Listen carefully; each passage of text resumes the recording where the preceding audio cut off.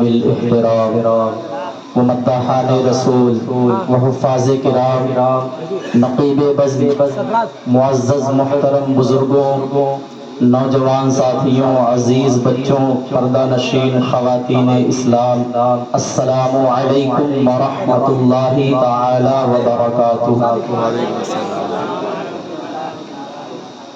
الحمد للہ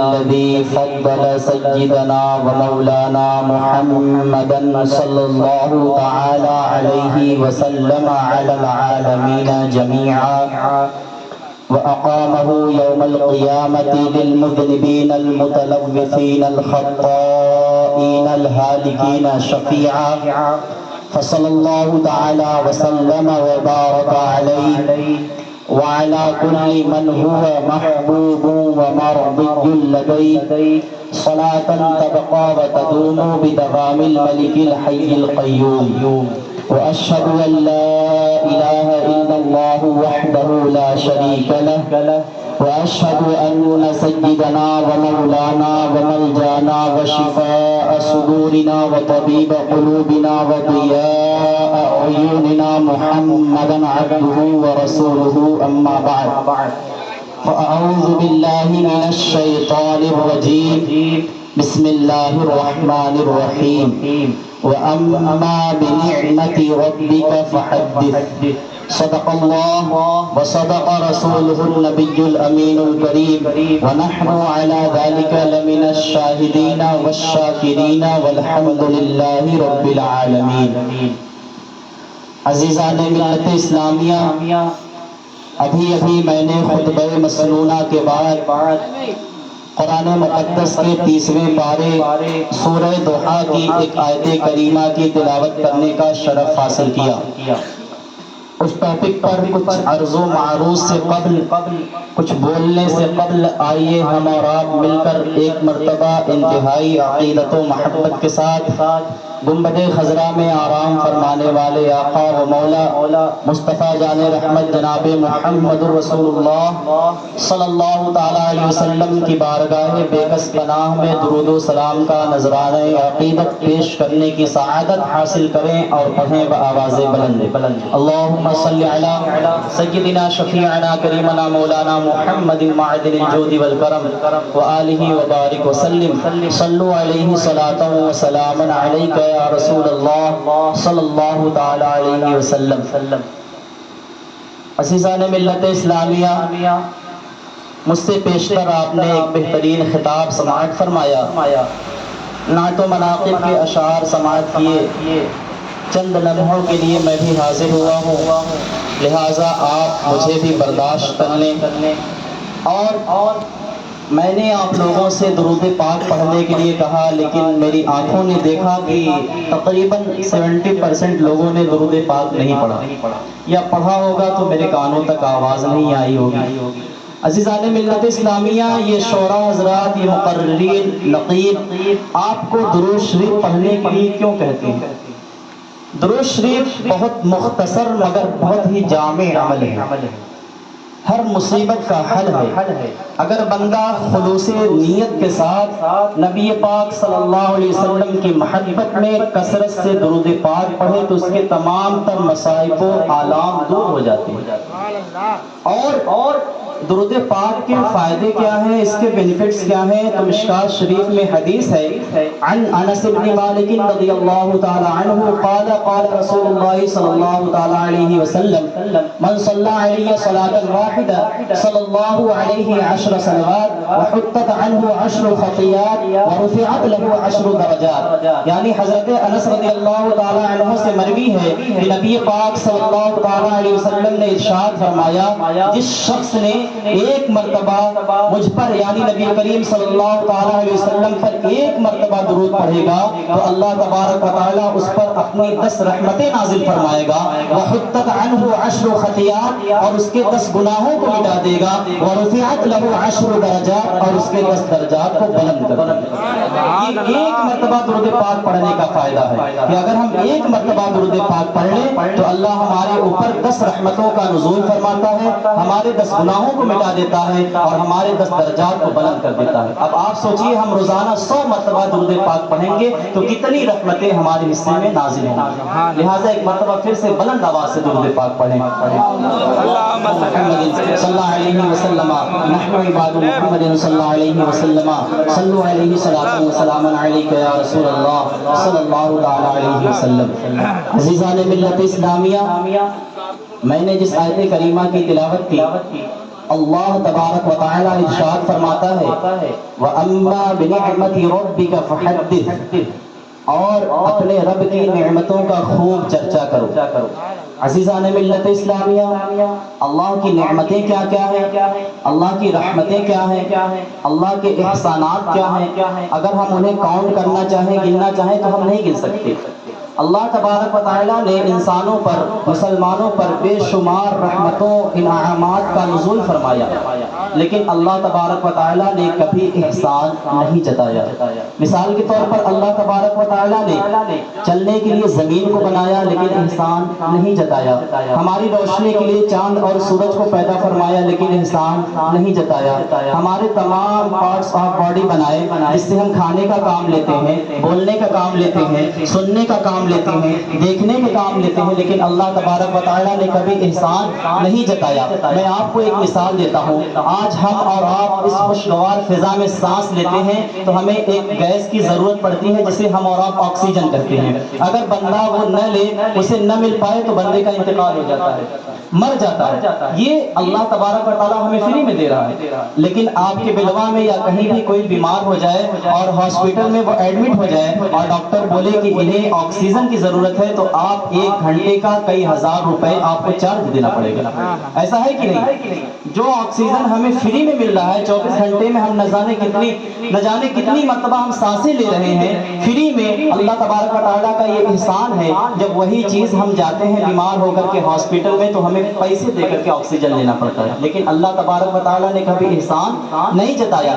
گویا کہ اس کے اتنے احسانات ہیں، اتنے انعامات ہیں، اگر ہم گننا چاہیں تو ہم گن نہیں سکتے۔ خود اللہ تبارک و تعالیٰ نے 13ویں پارے اور 14ویں پارے میں ارشاد فرما دیا وَإِن تَعُدُّوا نِعْمَةَ اللَّهِ لَا تُحْصُوهَا، اگر تم اللہ کی نعمتوں کو گننا چاہو، شمار کرنا چاہو، لا تحصوها تو تم نہیں گن سکتے، تم اللہ کی نعمتوں کا شمار نہیں کر سکتے۔ تو میں عرض یہ کر رہا تھا، اللہ تبارک و تعالیٰ نے بے شمار رحمتوں کا نزول فرمایا لیکن کبھی احسان نہیں جتلایا، لیکن جب ہمارے درمیان ہمارے اور آپ کے پیارے آقا کو مبعوث فرمایا، جب ہمارے نبی کریم صلی اللہ علیہ وسلم کو اس دنیا میں بھیجا تو اللہ تبارک و تعالیٰ احسان جتلا رہا ہے۔ 4 پارے کے پیج نمبر 10 میں اللہ تبارک و تعالیٰ ارشاد فرماتا ہے لَقَدْ مَنَّ اللَّهُ عَلَى الْمُؤْمِنِينَ إِذْ بَعَثَ فِيهِمْ رَسُولًا، کہ اللہ تبارک و تعالیٰ نے مومنوں پر احسان کیا کہ ان کے درمیان انہی میں سے ایک رسول کو بھیجا۔ سبحان اللہ۔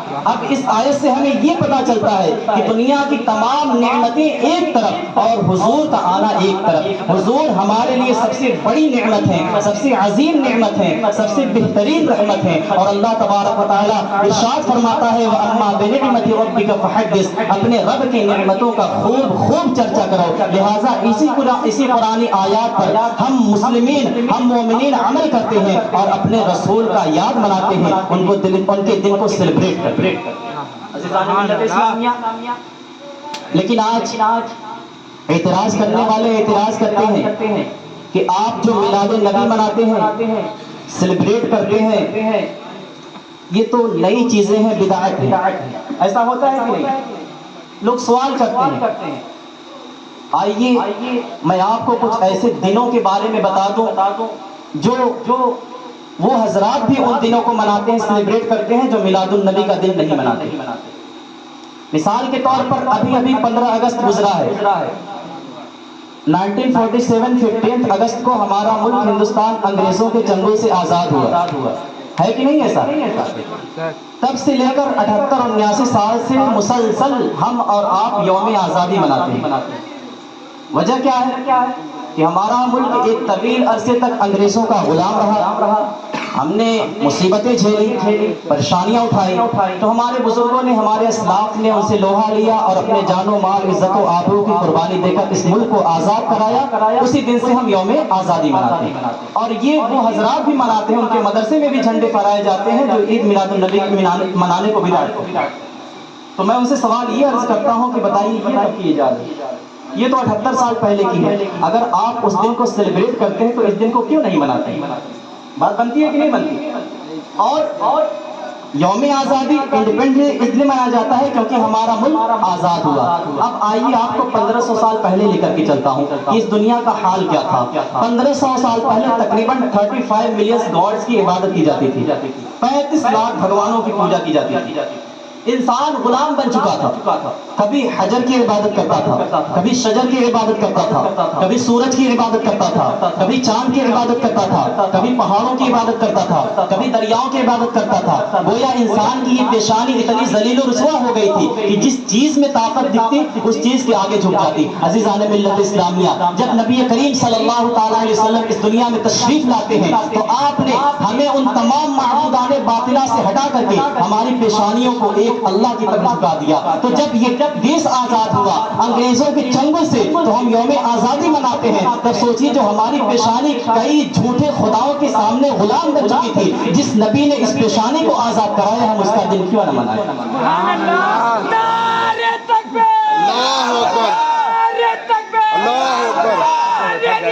یا رسول اللہ، یا رسول اللہ، میلاد النبی زندہ باد، یا علی۔ عزیزان ملت اسلامیہ، ٹھیک اسی طریقے سے لیبرز ڈے منایا جاتا ہے۔ لیبرز بولتے ہیں مزدوروں کو، مزدوروں کا دن غالباً 14 جون کو یہ دن منایا جاتا ہے۔ اس کا پس منظر کیا ہے، اس کی تاریخ کیا ہے؟ شکاگو ایک سٹی ہے، وہاں پر مزدوروں پر ظلم ہوا، ان کے حق کو چھینا جانے لگا تو انہوں نے سپریم کورٹ میں مقدمہ دائر کیا۔ طویل عرصے تک مقدمہ چلا اور اس مقدمے میں مزدوروں کو جیت ہوئی۔ اس دن سے وہ دن لیبر نام سے منایا جانے لگا۔ اس دن سے پوری دنیا میں لیبرز ڈے کے نام سے منایا جانے لگا۔ لیکن عزیزان ملت اسلامیہ، یہ تو چند حقوق ان سے چھینے جا رہے تھے۔ اب آئیے آپ کو نبی کریم صلی اللہ تعالیٰ علیہ وسلم کی بارگاہ میں لے کر چلتا ہوں۔ وہ نبی جس نے 1450 سال 1500 سال پہلے ہی مزدوروں کو وہ حق دیا ہے کہ قیامت تک پوری دنیا میں جتنے مذاہب ہیں نہ تو مزدوروں کو وہ حق دے سکتے ہیں اور نہ دے پائیں گے۔ اللہ کے رسول صلی اللہ تعالیٰ علیہ وسلم ارشاد فرماتے ہیں، مزدور کو اس کا پسینہ سوکھنے سے پہلے اس کی مزدوری دے دی جائے۔ مزدور کو اس کا پسینہ سوکھنے سے پہلے اس کی مزدوری دے دی جائے۔ تو جب تم لیبرز ڈے مناتے ہو اس بنیاد پر کہ آج سے 100 150 سال 200 سال پہلے تم ایک مقدمہ جیتے تھے، لیبرز ڈے کے طور پر سیلیبریٹ کرتے ہو، مناتے ہو، تو اس نبی کا دن کیوں نہیں مناتے جس نے تمہیں یہ حق دیا ہے کہ تمہارا پسینہ سوکھنے سے پہلے تمہاری اجرت مل جائے، تمہاری مزدوری مل جائے؟ عزیزان ملت اسلامیہ، اس نبی کے پوری دنیا پر کئی احسانات ہیں جن کو بیان کرنا ہمارے کیا پوری دنیا کے جتنے مومنین ہیں، جتنے انسان ہیں، اگر سب اس نبی کی تعریف کرنا چاہیں، اس کی بڑائی کرنا چاہیں تو ہماری زبانیں تھک جائیں گے، لیکن اس نبی کے احسانات، اس کی بڑائی ہم سے نہیں ہو پائے گا۔ عزیزان ملت اسلامیہ، ٹھیک اسی طریقے سے آج پوری دنیا میں فادرز ڈے اور مدرس ڈے منایا جاتا ہے۔ منایا جاتا ہے کہ نہیں منایا جاتا؟ کیوں منایا جاتا ہے؟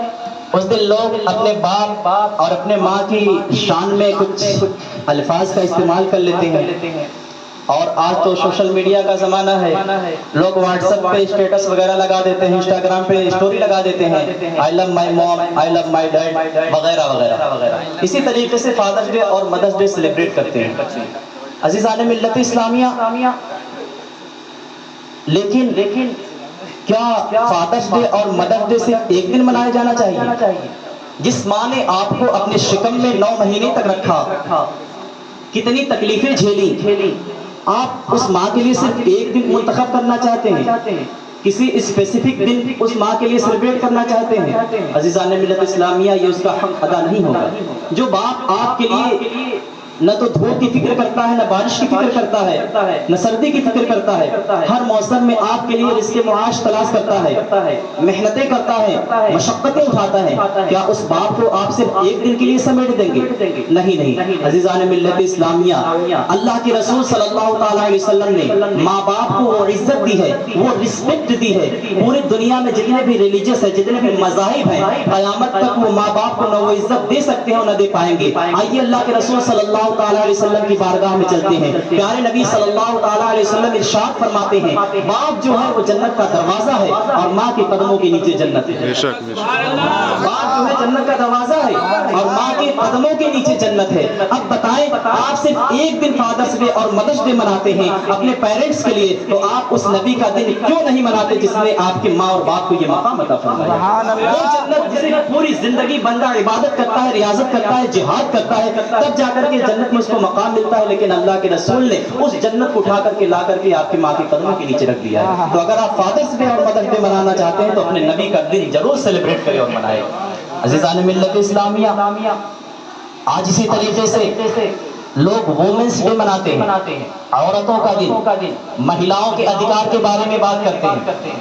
آج تو ہماری گورنمنٹ کا ایک بہت ہی جانا پہچانا نعرہ ہے، دیواریں رنگ گئی اس سے، بیٹی بچاؤ بیٹی پڑھاؤ، ہے کہ نہیں یہ نعرہ؟ لیکن میں اسے سوال کرتا ہوں، آپ نے بیٹیوں کو کیا حق دیا؟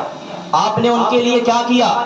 صرف نعرے بازی کر لینا، سوشل میڈیا پر بکواس کر لینا، آوازیں بلند کر لینا، یہ حقوق دلانے کے مترادف نہیں ہے. عزیزان ملت اسلامیہ، اب آئیے آپ کو 1500 سال پہلے لے کر کے چلتا ہوں. اس زمانے میں بیٹیوں کا حال کیا تھا؟ اگر کسی کے گھر کوئی لڑکی پیدا ہو جاتی تو اس گھر کو منحوس سمجھا جانے لگتا تھا، بچیوں کو ستایا جاتا تھا، یہاں تک کہ ان کو زندہ قبروں میں دفن کر دیا جاتا ہے. لیکن جب نبی کریم صلی اللہ تعالیٰ علیہ وسلم اس دنیا میں تشریف لاتے ہیں تو آپ ارشاد فرماتے ہیں، جس ماں باپ کو 3 بیٹیاں ہوں وہ ماں باپ اچھے سے ان کو پڑھائے لکھائے، پھر ان کا نکاح کر دے، وہ ماں باپ جنتی ہے. حضرت عائشہ صدیقہ رضی اللہ تعالی عنہا عرض کرتی ہیں، یا رسول اللہ، اگر کسی کی صرف 2 بیٹیاں ہوں تب؟ پھر اللہ کے رسول صلی اللہ تعالی علیہ وسلم ارشاد فرماتے ہیں، اگر کسی کی صرف 2 بچیاں ہوں وہ ان کو اچھے سے پڑھائے لکھائے، ان کی تعلیم و تربیت کرے، پھر ان کا نکاح کر دے، وہ ماں باپ جنتی ہے.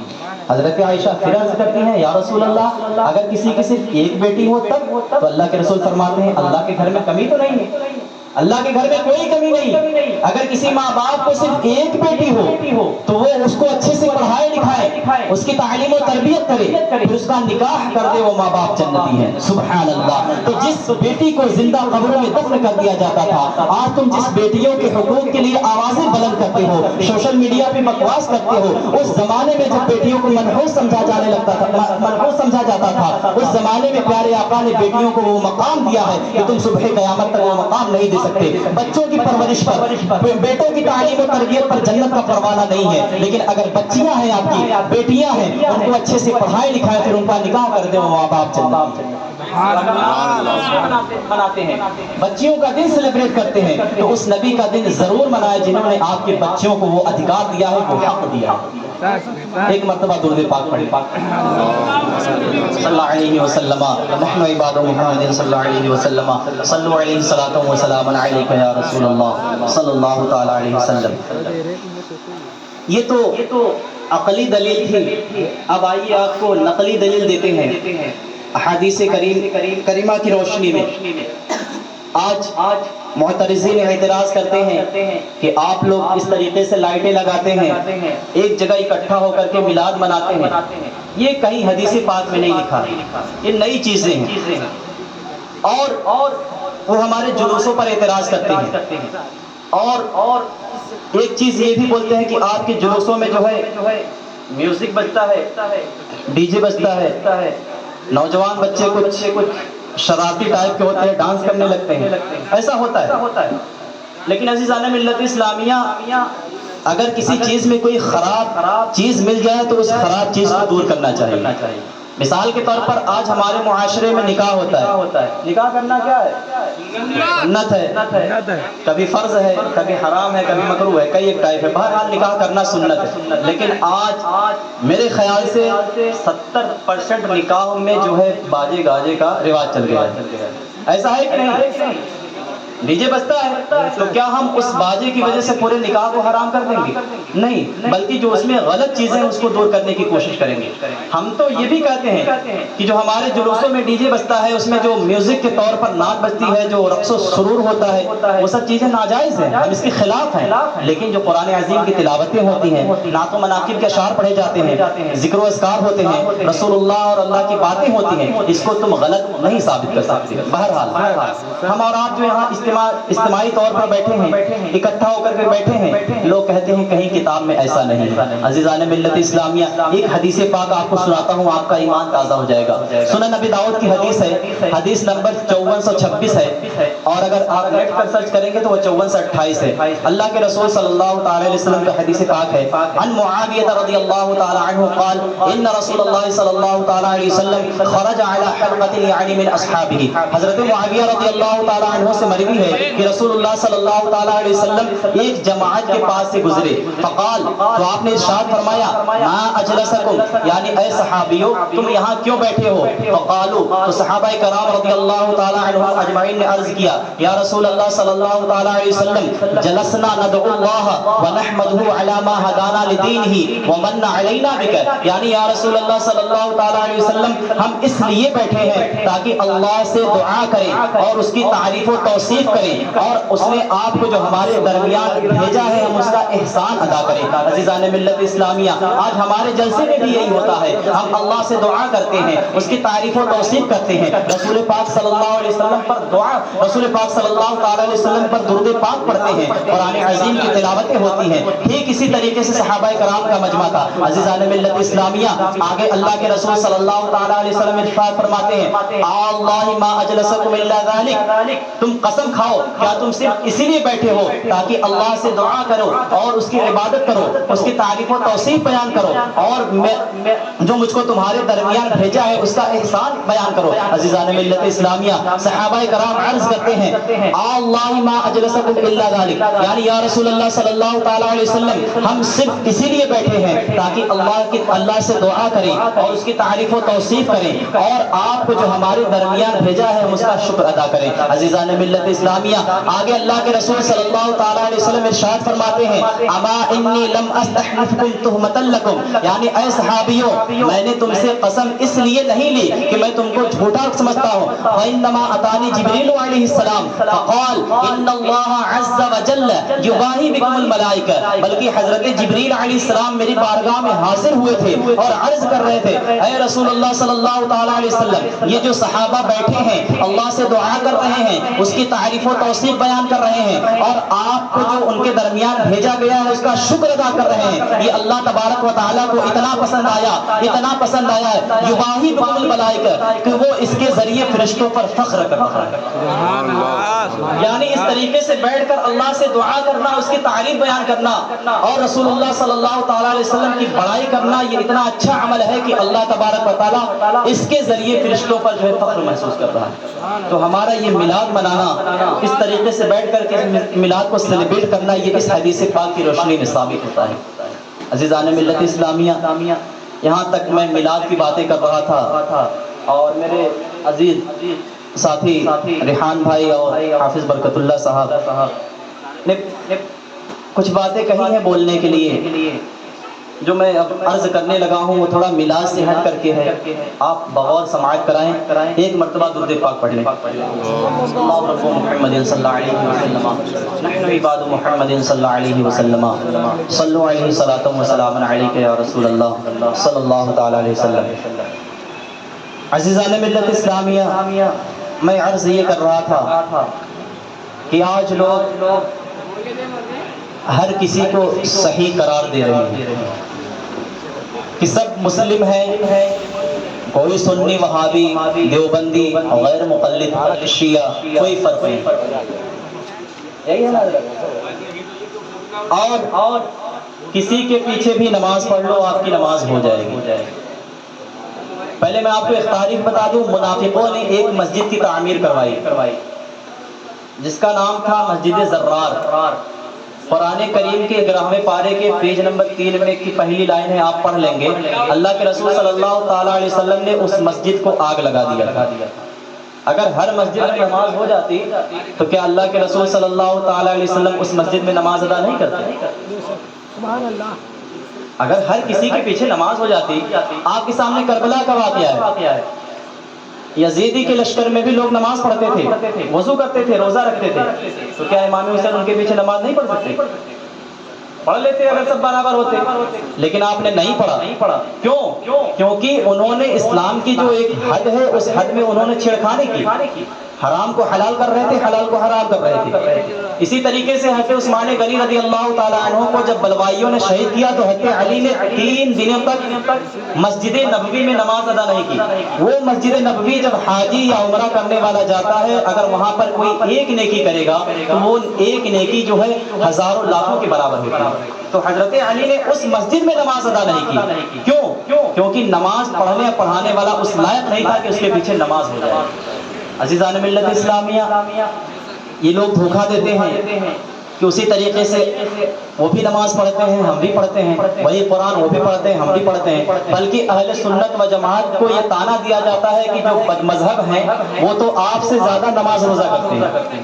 ایسا بولتے کہ نہیں بولتے کہ آپ لوگ تو بس یہ میلاد اور جلوس اور عرس وغیرہ میں لگے رہتے ہیں، وہ لوگ تو زیادہ نمازیں پڑھتے ہیں. عزیزان ملت اسلامیہ، ابلیس سے زیادہ کس نے نمازیں پڑھی؟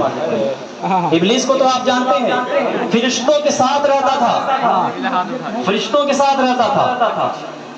تقریباً 6,500 کروڑ اس نے عبادت کی. اگر اس کے سجدوں کو پوری زمین پر پھیلا دیا جائے تو کوئی زمین کا ٹکڑا اس کے سجدوں سے باقی نہیں رہے گا.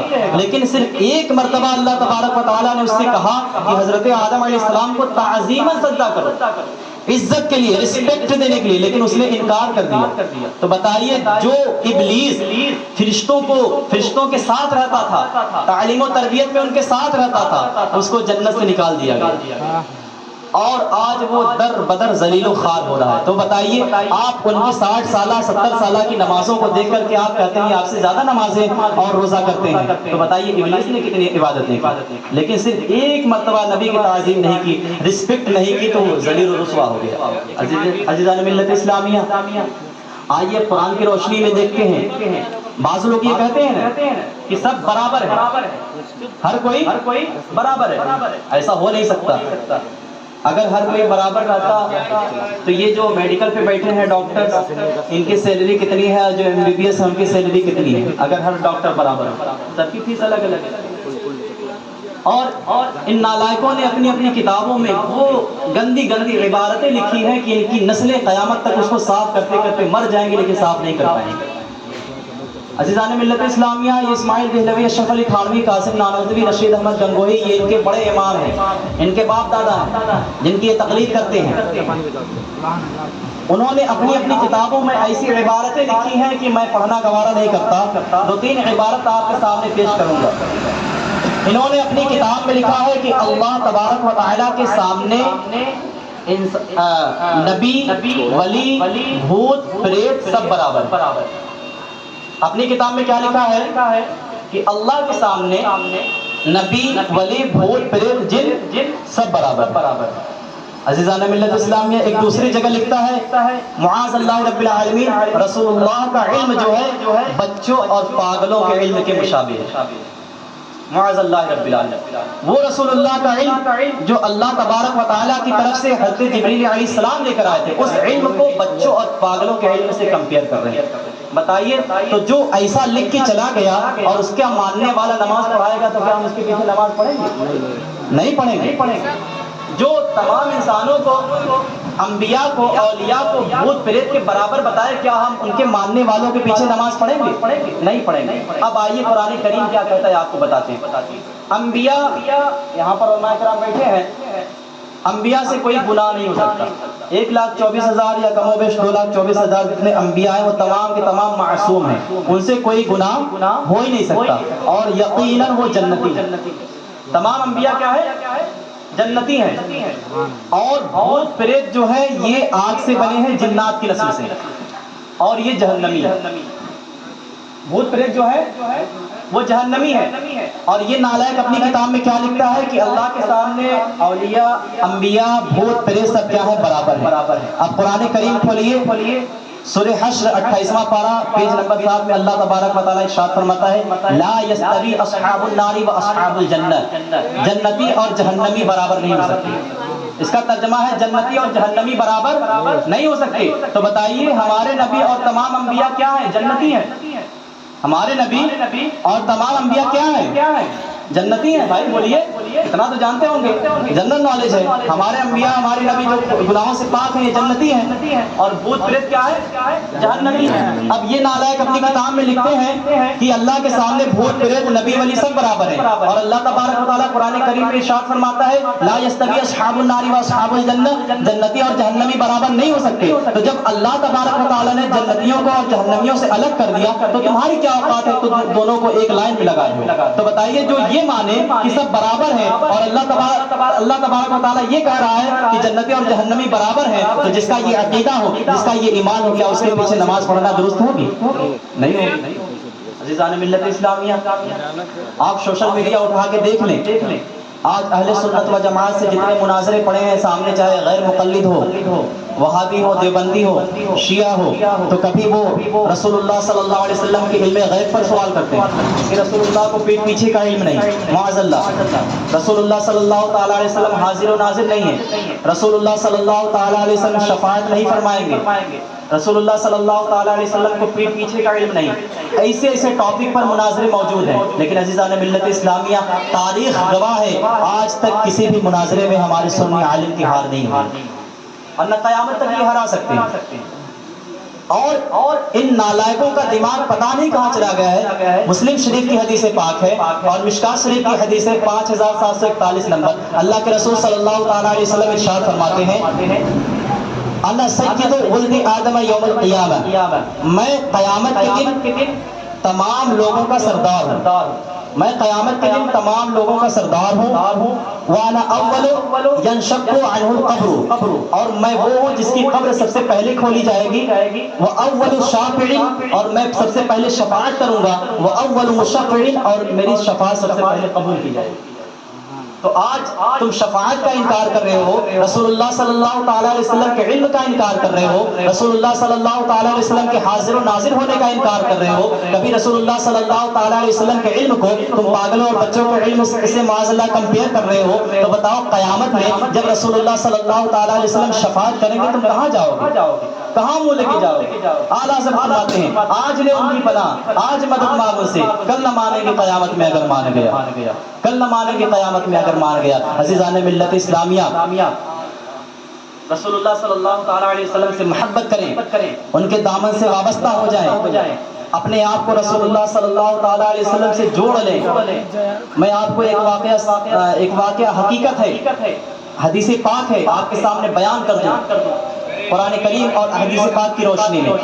عزیزان ملت اسلامیہ، میدان محشر میں، قیامت میں کوئی کسی کا نہیں ہوگا، لوگ ایک دوسرے کو پہچاننے سے انکار کریں گے، باپ جو ہے اپنے بیٹے کو پہچاننے سے انکار کر دے گا، ماں جو ہے اپنے بچوں کو پہچاننے سے انکار کر دے گی، گویا کہ کوئی کسی کا پرسان حال نہیں ہوگا۔ عزیزان ملت اسلامیہ، اسی کو قرآن کریم کے 30ویں پارے کے سورہ نبا میں اللہ تبارک و تعالیٰ ارشاد فرماتا ہے، سورہ عبس میں اللہ تبارک و تعالیٰ ارشاد فرماتا ہے فَإِذَا جَاءَتِ الصَّاخَّةُ، تو جب کانوں کو پھاڑنے والی چنگھاڑ یعنی آواز آئی، وَأُمِّهِ وَأَبِيهِ وَصَاحِبَتِهِ وَأَخِيهِ لِكُلِّ امْرِئٍ مِّنْهُمْ يَوْمَئِذٍ شَأْنٌ يُغْنِيهِ، تو اس دن مرد جو ہے اپنے بھائی سے بھاگے گا، باپ جو ہے اپنے بیٹے سے بھاگے گا، عورتیں جو ہے اپنے بچوں سے بھاگے گی، یعنی گویا کہ ہر شخص اپنے میں پریشان ہوگا۔ عزیزان ملت اسلامیہ، حدیث پاک ہے، لوگ پریشان حال ہوں گے، کوئی کسی کو پہچانے گا نہیں، کوئی کسی کی مدد کرنے والا نہیں ہوگا، کوئی کسی کا پرسان حال نہیں ہوگا، گویا کہ لوگوں کی ایک جماعت نبی پاک صلی اللہ تعالیٰ علیہ وسلم کو تلاش کرے گی۔ پہلے لوگ حضرت آدم علیہ السلام کے پاس جائیں گے اور عرض کریں گے اے آدم علیہ السلام، آپ تو ہمارے حقیقی باپ ہیں، آپ ہمارے حقیقی باپ ہیں، آپ ہماری مدد فرمائیں، آپ ہماری شفاعت کریں۔ حضرت آدم علیہ السلام ارشاد فرمائیں گے اذهبوا الى غیری، جاؤ کسی اور کے پاس۔ گویا کہ اسی طریقے سے لوگ تمام انبیاء کرام کے پاس جائیں گے، سب یہی کہیں گے اذهبوا الى غیری، اذهبوا الى غیری، جاؤ کسی اور کے پاس۔ آخر میں حضرت عیسیٰ علیہ السلام کے پاس لوگ آئیں گے اور عرض کریں گے اے روح اللہ آپ اللہ کے مقرب نبی ہیں, آپ اللہ کے رسول ہیں, آپ ہماری مدد فرمائیں. حضرت عیسیٰ علیہ السلام ارشاد فرمائیں گے اذهبوا الى محمد, جاؤ محمد صلی اللہ تعالی علیہ وسلم کے پاس. عزیزان ملت اسلامیہ, سب نبیوں کے پاس سے ہو کر کے یہ پریشان امت, گنہگار امت نبی کریم صلی اللہ تعالی علیہ وسلم کی بارگاہ میں حاضر ہوگی اور عرض کرے گی تو اللہ کے رسول صلی اللہ تعالی علیہ وسلم ارشاد فرمائیں گے انا لہا, ہاں میں اسی لیے ہوں, ہاں میں شفاعت کے لیے ہوں. عزیزان ملت اسلامیہ, تو اس وقت اللہ کے رسول صلی اللہ تعالی علیہ وسلم حدیث پاک میں ہے سجدے میں گر جائیں گے اور اللہ کی بارگاہ میں عرض کریں گے رب ہب لی امتی, رب ہب لی امتی, یعنی اے میرے اللہ میری امت کو میرے حوالے کر دے, میری امت کو بخش دے. عزیزان ملت اسلامیہ, اللہ تبارک و تعالیٰ کی رحمت کاملہ جوش میں آئے گی. اللہ تبارک و تعالیٰ ارشاد فرمائے گا اے محبوب سر کو اٹھائیں, عرض کریں آپ کی عرضی قبول ہوگی, شفاعت کریں آپ کی شفاعت قبول کی جائے گی. تو اللہ کے رسول صلی اللہ تعالی علیہ وسلم ارشاد فرمائیں گے میں تب تک راضی نہیں ہوں گا جب تک میری امت کا ایک گنہگار بندہ جو ہے جہنم سے آزاد ہو کر کے جنت میں نہیں چلا جائے گا, تب تک میں راضی نہیں ہوں گا. عزیزان ملت اسلامیہ, آپ اس منظر کو اپنے سامنے رکھیے. کوئی انسان کسی کی مدد نہیں کرے گا, باپ اور ماں اپنے بیٹوں کی مدد نہیں کریں گے, بھائی بہن میں کوئی کسی کی مدد نہیں کرے گا. اس وقت رسول اللہ کی ذات پاک ہوگی جو ہماری مدد کے لیے آگے آئے گی. اور رسول اللہ صلی اللہ تعالیٰ علیہ وسلم کس طریقے سے مدد فرمائیں گے ملاحظہ فرمائیں. جو نمازی ہوں گے ان کو آگے کر دیں گے, جو روزے دار ہوں گے ان کو آگے کر دیں گے, جو حاجی ہوں گے ان کو آگے کر دیں گے. گویا کہ جتنے نیک لوگ ہوں گے, جتنے اچھے لوگ ہوں گے ان کو اللہ کے حوالے کر دیں گے, اور جو گنہگار ہوں گے ان کو اپنے دامن میں چھپا لیں گے. سبحان اللہ. اور اللہ سے عرض کریں گے یہ نیک بندے تیرے ہیں اور یہ جو بد ہیں اللہ ان کو میرے حوالے کر دے, ان کو گناہوں کو بخش دے. عزیزان ملت اسلامیہ, تو میں عرض کر رہا تھا وہ رسول جو ہم کو پیدا ہونے کے بعد سے اس ظاہری دنیا سے جانے تک ہمیں نہیں بھولا. پوری دنیا آپ پوری زندگی آپ رسول اللہ صلی اللہ تعالی علیہ وسلم کا مطالعہ کر لیں, آپ ایک بھی دن آپ کا ایسا نہیں گزرا جس دن آپ ہم امتیوں کے لیے روئے نہیں ہو, ہمارے لیے دعائیں نہ کی ہوں, ربی حبل امتی کی صدائیں نہ لگائی ہوں. عزیزان ملت اسلامیہ, وہ رسول جو پیدا ہونے سے لے کر کے ظاہری حیات کے آخر تک, بلکہ جب حضرت علی اور ایک صحابی رسول نے آپ کو قبر مبارک میں اتارا تو حضرت علی کہتے ہیں میں سوچتا ہوں کہ ایک مرتبہ اور رسول پاک صلی اللہ علیہ وسلم کا دیدار کر لو. چنانچہ آپ نے آپ کے رخ انور سے کفن کا کپڑا ہٹایا تو آپ کیا دیکھتے ہیں رسول اللہ صلی اللہ تعالی علیہ وسلم کے لبہائے مبارک جنبش کر رہے ہیں, ہل رہے ہیں. تو آپ نے کان لگا کر غور سے سنا تو آپ کے لبہائے مبارک سے آواز آ رہی تھی رب حبل امتی. سبحان اللہ. قبر میں بھی اللہ کے رسول صلی اللہ تعالی علیہ وسلم ہم گنہگار امتیوں کو یاد فرما رہے ہیں. عزیزان ملت اسلامیہ, قبر و حشر اور پوری زندگی میں جس رسول نے ہمارے لیے اتنی آنسو بہائے ہوں, اتنی تکلیفیں اٹھائی ہوں, رات دن رو رو کر کے ہمارے لیے دعائیں کی ہوں, تو ہمیں ہمارے اوپر یہ فرض ہے, لازم ہے کہ ہم اس کے دن کو منائیں, اس کے دن کو سیلیبریٹ کریں اور اس رسول کے دامن سے اپنے دامن کو وابستہ کر لیں, جوڑ لیں, تاکہ میدان محشر میں ہم بھی رسول اللہ صلی اللہ تعالی علیہ وسلم کے گنہگاروں میں شامل ہو جائیں اور اللہ کے رسول صلی اللہ تعالی علیہ وسلم ہماری شفاعت کریں. میں ان کمینوں کے بارے میں سوچتا ہوں کہ یہ کس منہ سے رسول پاک صلی اللہ علیہ وسلم کی بارگاہ میں حاضر ہوں گے جو زندگی بھر رسول اللہ صلی اللہ علیہ وسلم کی شان کو گھٹانے میں لگے رہتے ہیں, کبھی آپ کے علم کو کم کہتے ہیں, کبھی آپ کو کہتے ہیں کہ آپ کی پیٹھ پیچھے کا علم نہیں ہے, کبھی آپ حاضر و ناظر نہیں ہیں, کبھی آپ کی شفاعت کا انکار کرتے ہیں. عزیزان ملت اسلامیہ, تو ایسے لوگوں سے ساودھان ہو جائیں, ہوشیار ہو جائیں, بلکہ رسول پاک صلی اللہ تعالی علیہ وسلم سے اپنے دامن کو وابستہ کر لیں اور جوڑ لیں. اسی کو اعلیٰ حضرت فرماتے ہیں جو نہ بھولا ہم غریبوں کو رضا, جو نہ بھولا ہم غریبوں کو رضا, یاد اس پیارے کی عادت کیجئے, یاد اس اللہ سبحان اللہ سبحان. نعرے تکبیر, نعرے رسالت, فرمائے اہل سنت, سرکار کی آمد, آقا کی آمد, مدنی کی آمد, نعرے تکبیر, نعرے رسالت. عزیزان ملت اسلامیہ, عبادت اور ہے, عقائد اور ہے. اگر عقائد میں ذرہ برابر فرق آ گیا تو ہم ایسے امام کو لات مار دیں گے, اس کے پیچھے نماز نہیں پڑھتی. عقائد کا معاملہ بہت باریک ہے, بہت سنگین ہے, ایک ایک جملے پر تکفیر ہو جاتی ہے. یہاں تو پوری ان کی کتابیں غلاظتوں سے بھری پڑی ہیں, اور جو بھی ان کے کفر میں شک کرے گا وہ خود کافر ہو جائے گا. تو آپ ہر کسی کو صحیح نہ سمجھیں, اس کی عبادت و ریاضت کو دیکھ کر اس کی طرف مائل نہ ہو جائیں، اس کی طرف جھک نہ جائیں۔ آج آپ دیکھتے ہوں گے کہ ان کے جو اعتراض ہوتے ہیں ہمارے اوپر، یہ کبھی ہم پر اعتراض کرتے ہیں کہ آپ کے عرس میں یہ کام ہوتا ہے، عورتیں جاتی ہیں، آپ کے جلوس میں یہ کام ہوتا ہے، آپ لوگ بس قرآن خوانی کرتے ہیں، یہ سب اعتراض کرتے ہیں یہ لوگ، لیکن یہ ہماری کتابوں میں کوئی ایک غلط چیز نہیں دکھا سکتے۔ جو ہمارے بزرگوں نے لکھ دیا ہے یہ قیامت تک کوئی ایک چیز اس کو غلط ثابت نہیں کر سکتے۔ اور جو یہ ان کے بڑے بڑے مولوی ہیں، جو ان کے بڑے بڑے حکیم الامت ہیں، ان کی کتابیں پوری غلطیوں سے بھری پڑی ہیں۔ آپ ان کی کتابوں کو پڑھیں گے تو آپ کو پتا چلے گا انہوں نے اپنی کتابوں میں رسول اللہ اور اللہ تبارک و تعالیٰ کی شان میں ایسی ایسی باتیں لکھ دی، اگر انسان اس کو صحیح سمجھ کر پڑھ لے تو وہ انسان کافر ہوتا ہے۔ ایسی ایسی باتیں انہوں نے لکھی، تو لہٰذا آپ ان کو پہچانیں اور ان کے پیچھے نماز وغیرہ نہ پڑھیں، جیسا کہ یہاں بتایا گیا کہ ایسا ہوتا ہے مجبوری کے طور پر یا کسی بھی طور پر۔ اور اگر کوئی چاہتا ہے کہ یہ صحیح ہے تو بھائی بات کروا سکتے ہیں فیس ٹو فیس بیٹھا کے، ان کے جو بڑے ہیں ہمارے جو بڑے ہیں ہم ہی آ جائیں گے بات کر لیں گے اور ان کو ان کی کتابوں سے غلط ثابت کر دیں گے، ان کو ان کی کتابوں سے غلط ثابت کر دیں گے۔ اگر نہیں کر پائیں گے تو ہم خود ان کے پیچھے نماز پڑھنے پڑیں گے۔ چلیں جب بھی میں گھر پہ رہوں آپ مجھ کو فون کر کے بلا سکتے ہیں عزیزان ملت اسلامی۔ تو میں عرض کر رہا تھا ہر کسی کو صحیح نہیں سمجھے، کیونکہ ہمارے بزرگوں نے ہمیں یہ درس دے دیا ہے۔ حضرت علی رضی اللہ تعالیٰ عنہ سے بڑھ کر اس زمانے میں عالم کون تھا؟ آپ نے 3 دنوں تک مسجد نبوی میں نماز ادا نہیں کی اس امام کے پیچھے، کیونکہ اس کا عقیدہ گڑبڑ تھا۔ امام حسین نے یزید کی بیعت قبول نہیں کی، یزید بھی کلمہ پڑھتا تھا لیکن اس کے معاملے خراب تھے۔ سمجھ گئے عزیزان ملت اسلامیہ؟ میں اب آخری بات آپ لوگوں سے گزارش کروں گا، اس کے بعد اپنی گفتگو ختم کروں گا۔ آج ہمارے اوپر بس جو اعتراض ہوتے ہیں ہمارے کچھ لوگوں کی وجہ سے، اگر ہم اپنے آپ کو سدھار لیں تو کوئی ہم پر انگلی نہیں اٹھا سکتا۔ ہماری کتابوں میں ہمارے بڑوں نے، ہمارے اسلاف نے وہ لکھ دیا ہے جو ہمارے لیے کافی ہے، بس ہم اس کا مطالعہ کریں، اس کو پڑھیں تو ہم ہر غیر کو جواب دے سکتے ہیں۔ اور آپ لوگوں کی آسانی کے لیے ایک ایپ بتا دوں، ہم لوگوں نے مل کر کے ایک ایپ بنایا ہے، تقریباً 1-1.5 سال ہو گیا، 2 سال ہو گیا۔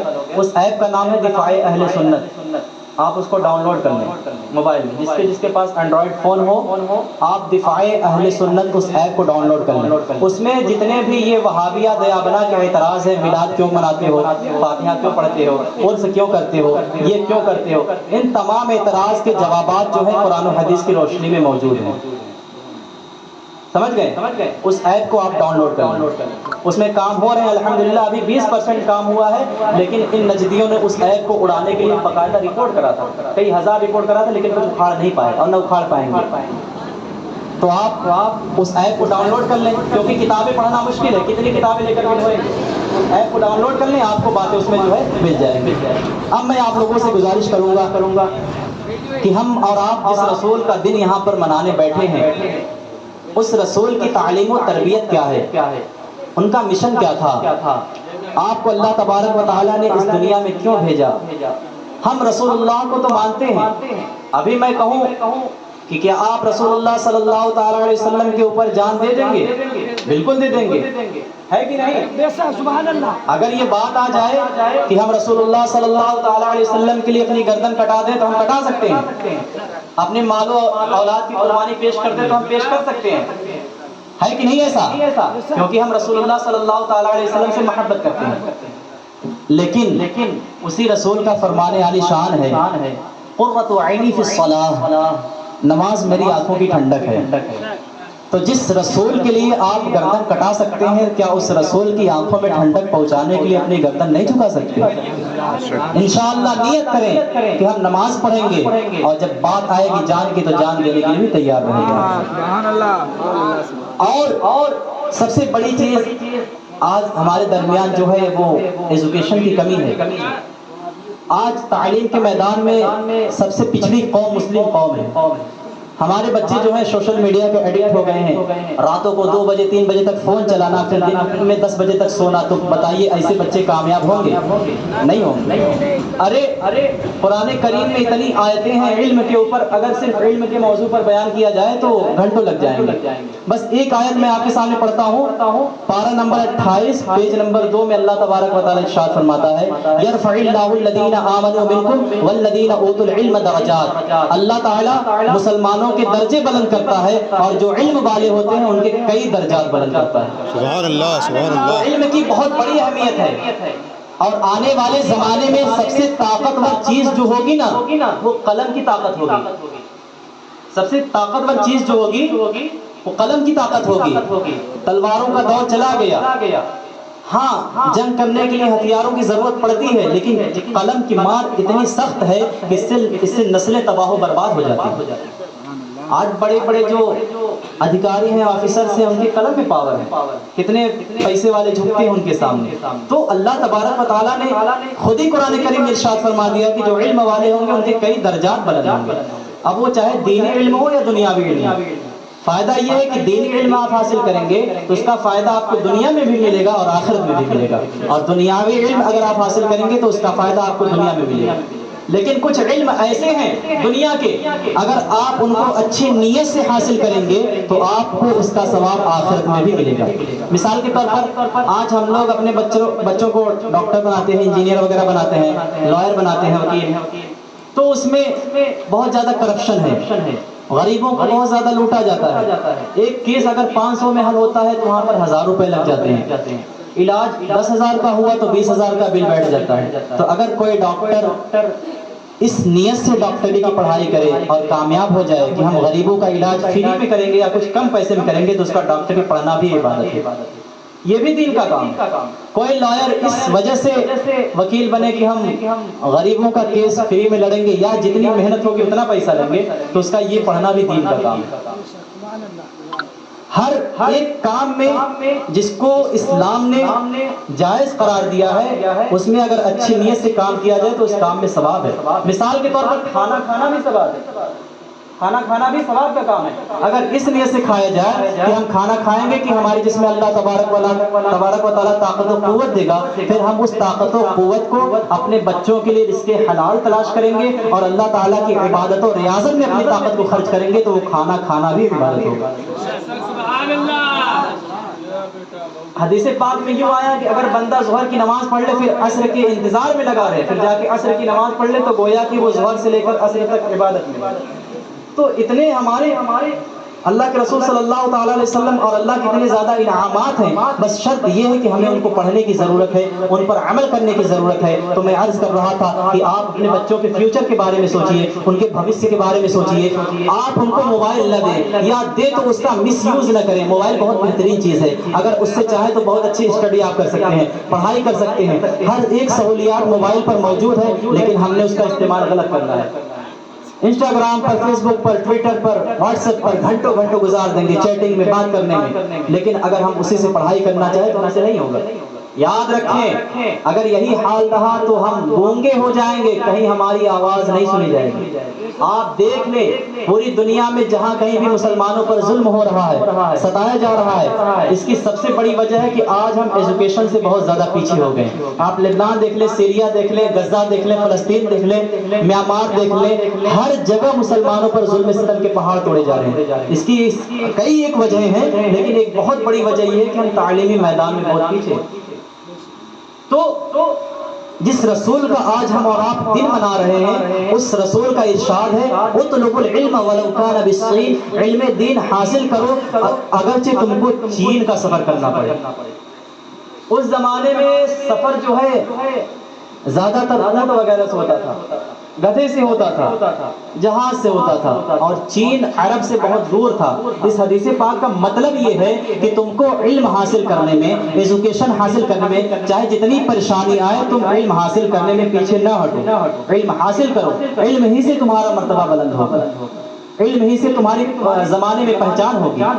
تو آج ہم کو چاہیے کہ ہم اپنے بچوں کی تعلیم پر فوکس کریں، ان کو اچھے راستے پر لگائیں، کوالٹی ایجوکیشن دلائیں. اس کے لیے ہم کو اچھے اسکولز کی ضرورت پڑے گی، اچھے کالج کی ضرورت پڑے گی اور اچھے مدرسوں کی ضرورت پڑے گی. مدرسے ہیں تو صحیح ڈھنگ سے ان کو چلایا نہیں جا رہا ہے. مدرسے رکھتے تو ان کی تنخواہ سب جانتے ہی ہیں، 5,000 8,000 دے کر کے کہیں گے مولوی صاحب 7 گھنٹہ 8 گھنٹہ پڑھاؤ، تو کہاں سے پڑھائیں گے؟ ہے کہ نہیں؟ اور اسکول میں ہمارے بچے پڑھنے جاتے ہیں جو غیروں کے اسکول ہیں، تو کبھی حجاب کے نام پہ روک دیا جاتا ہے، کبھی اسلام کے نام پر ان کو متوازن طریقے سے نہیں دیکھا جاتا ہے، الگ کر دیا جاتا ہے. تو اگر ہمارے اسکول ہوں گے، ہمارے مدرسے ہوں گے اور ہمارے کالج ہوں گے تو ہمارے بچے اسلامی ماحول میں تعلیم حاصل کریں گے اور بہترین تعلیم حاصل کریں گے. ہمارے پاس ٹیلنٹ کی کمی نہیں ہے، ہمارے پاس دماغ کی کمی نہیں ہے. یہ انسان کا جو دماغ ہے، اس کو انسان جتنا زیادہ استعمال کرے گا، جتنا زیادہ سوچے گا، غور و فکر کرے گا، یہ اتنا زیادہ مضبوط ہوتا چلا جائے گا. میرے ایک استاد ہے مفتی محمد رضا مصباحی صاحب، بہت زبردست عالم دین ہیں. صرف عالم نہیں ہے، ایم اے بی اے کر چکے ہیں اور بھی پی ایچ ڈی کر رہے ہیں. 45 سال غالباً عمر ہو چکی ہے، 40 کراس ہو گئے ہیں. 3-4 بچوں کے باپ ہیں، پھر بھی پڑھ رہے ہیں اور ان کو انگلش، عربک، پرسین، فارسی، ہندی، نیپالی، اردو 6-7 لینگویج میں مہارت حاصل ہے، ماسٹری ہے. ایک عالم ہونے کے ساتھ ساتھ اتنے زبردست عالم ہیں، آپ مل لیں گے واقعی تو آپ کا دل جو ہے تازہ ہو جائے گا. اگر آپ کے سینے پر ہاتھ رکھ دیں گے وہ آپ کا دل صاف ہو جائے گا.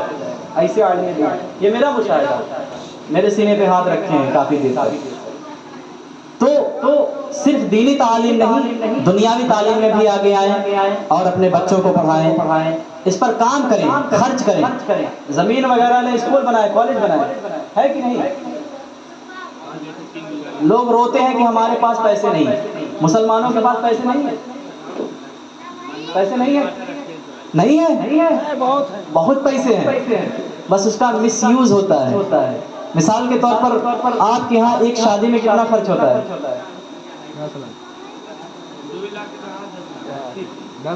10 لاکھ ایوریج. کبھی کبھی تو 15-20 لاکھ خرچ ہو جاتا ہے اور 5-6 لاکھ میں بھی شادیاں ہو جاتی ہیں.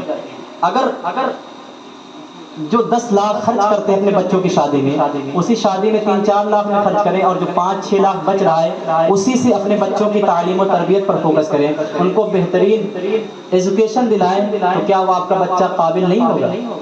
بالکل ہوگا. آج ہم بچوں کی شادیوں میں 10-15 لاکھ خرچ کر دیتے ہیں لیکن انٹر ہائی اسکول کے بعد ان کی پڑھائی پر خرچ نہیں کرتے ہیں، حالانکہ اصل پڑھائی انٹر کے بعد ہی ہے. مین چیز ہے اپنا گول، ایک گول بنا لیں کہ ہم کو یہ اچیو کرنا ہے، ہم کو یہ بننا ہے، تب جا کر کے پڑھیں. اب ہمارے بچے ہیں بس ہائی اسکول انٹر کرنا ہے، اس کے بعد یہاں جانا ہے، وہ جانا ہے، کمانا ہے، یہ کرنا ہے، وہ کرنا ہے. تو آپ اپنے بچوں کو ان کو صحیح دشا میں لے کر کے جائیں، ان کے بھوشیہ کے بارے میں سمجھائیں کہ آگے آنے والا زمانہ جو ہے علم کا دور ہوگا. جو قوم علم کے معاملے میں آگے ہوگی وہی آگے چل کے ترقی کرے گی. تو آپ فالتو خرچ کم کریں، کیونکہ فالتو خرچ کرنے والوں کے بارے میں اللہ تبارک و تعالیٰ نے 15ویں پارے کے پیج نمبر 3 میں ارشاد فرمایا ہے، ان المبذرین کانوا اخوان الشیاطین، بے شک فالتو خرچہ کرنے والے شیطانوں کے بھائی ہوتے ہیں. تو آپ شیطانوں کے بھائی نہ بنیں، فالتو خرچ کم کریں اور اپنے بچوں کی تعلیم و تربیت پر اور ان کے باڈی پر مضبوط بھی بننا ہے. ان کے مستقبل کے لیے، ان کے فیوچر کے لیے ان کے بارے میں سوچیں، ان پر اچھے سے خرچ کریں اور شادیوں میں فالتو خرچ نہ کریں. میں آپ لوگوں سے گزارش کرتا ہوں اور مزاروں پر فالتو خرچ نہ کریں. فتویٰ ہے، حضرت لوگ موجود ہیں کہ جب تک ایک چادر پرانی نہ ہو جائے دوسری چادر نہیں ڈالنی چاہیے. یہ اعلیٰ حضرت عظیم البرکت کا فتویٰ ہے، جن کی وجہ سے آج ہم لوگ عرس بنا رہے ہیں، نہیں تو عرس کو بھی لوگ غلط کہہ دے رہے ہیں. اعلیٰ حضرت کا بہت بڑا احسان ہے ہمارے اوپر. انہوں نے ایسی ایسی کتابیں لکھ دی ہیں، ایسے ہم کو دلائل دے دیے ہیں کہ ہم کسی بھی میدان میں پیچھے نہیں، بس ہم کو پڑھنے کی ضرورت ہے. تو ان کا فتویٰ ہے کہ جب تک مزاروں پر ایک چادر پرانی نہ ہو جائے تب تک دوسری چادر نہ ڈالی جائے. لیکن آج عرس کا موسم آتا ہے تو ہم چادریں ایک دم لاد دیتے ہیں. مزاروں پر چادریں ایک دم لاد دیتے ہیں، بھر جاتی ہیں مزاریں. تو بتائیے فالتو خرچ ہے کہ نہیں؟ اسی پیسے کو آپ کسی غریب کو دے دیں، انہی بابا کے نام سے جن پر آپ چادر چڑھا دیں، اور یہ اس سے زیادہ ثواب کا کام ہوگا. سمجھ گئے؟ تو ان فالتو جگہوں میں خرچ کرنے سے بچیں، شادیوں میں فالتو خرچ کرنے سے بچیں، اور اپنے بچوں کے بارے میں سوچیں، ان کے فیوچر کے بارے میں سوچیں، اپنے اسکول، اپنے کالج، اپنے مدرسے بنائیں تاکہ آگے چل کے ہماری قوم جو ہے سر بلند ہو اور زمانے میں ترقی کرے۔ اور میں آپ کو یقین دلاتا ہوں کہ اسلام وہ مذہب ہے یہ غالب آ کر ہی رہے گا۔ اللہ پاک کا وعدہ ہے 26ویں پارے اور 28ویں پارے میں، هو الذی ارسل رسولہ بالہدی ودین الحق لیظہرہ علی الدین کلہ، یعنی اللہ تبارک و تعالیٰ نے اپنے رسول کو ہدایت بنا کر کے بھیجا، اور یہ اسلام جو ہے تمام دینوں پر، جتنے ریلیجس ہیں سب پر غالب آئے گا، سب پر قابض آئے گا۔ وَلَوْ كَرِهَ الْكَافِرُونَ ایک جگہ ہے، وَلَوْ كَرِهَ الْمُشْرِكُونَ ایک جگہ ہے، اگرچہ مشرکین کفار اس کو ناگوار سمجھیں، ان کو تکلیف ہو، لیکن اسلام جو ہے غالب آ کر کے ہی رہے گا۔ آپ دیکھ رہے ہیں امریکہ سے لے کر کے اسرائیل سے لے کر کے پوری دنیا میں آج لوگ سوچتے ہیں، کبھی قرآن پر انگلی اٹھاتے ہیں، ابھی ناروے میں ایک بندہ قرآن جلا رہا تھا، ہندوستان میں قرآن جلا دیا جاتا ہے، کبھی کسی اور کنٹری میں قرآن کو جلا دیا جاتا ہے، کبھی محمد صلی اللہ علیہ وسلم کی شان میں گستاخی کی جاتی ہے، گویا کہ پوری دنیا میں سب یہ چاہتے ہیں کہ جو ہے اسلام کو مٹا دیا جائے، لیکن الحمدللہ 2014 سے لے کر 2024 تک 30 کروڑ لوگوں نے اسلام کو ایکسپٹ کیا ہے، 30 کروڑ لوگوں نے۔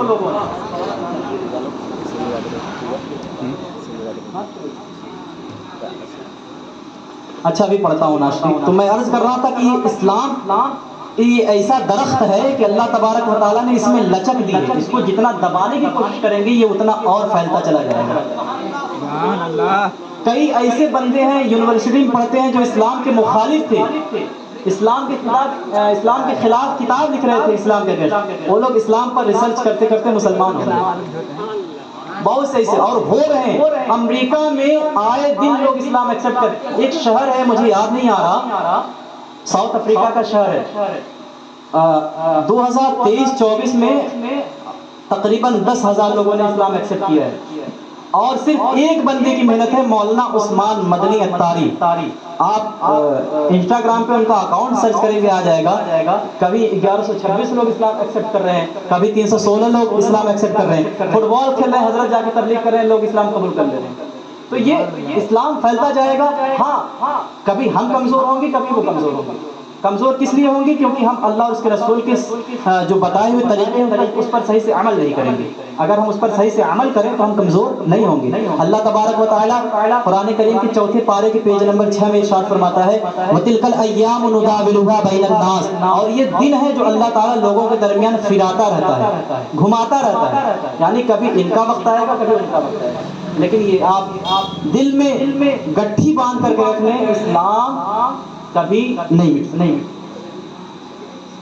تو میں انہی چند کلمات کے ساتھ اپنی بات ختم کرتا ہوں، پڑھ دے رہے ہیں، اور میں امید کرتا ہوں کہ میں اپنی باتیں آپ کو صحیح سے سمجھا پایا، آپ اس پر عمل کریں گے، فالتو خرچ کم کریں گے، اور نمازوں کی محافظت کریں گے۔ جس رسول کے لیے گردن کٹا سکتے ہیں تو اس رسول کی آنکھوں میں ٹھنڈک پہنچانے کے لیے اپنی گردن ضرور جھکائیں گے۔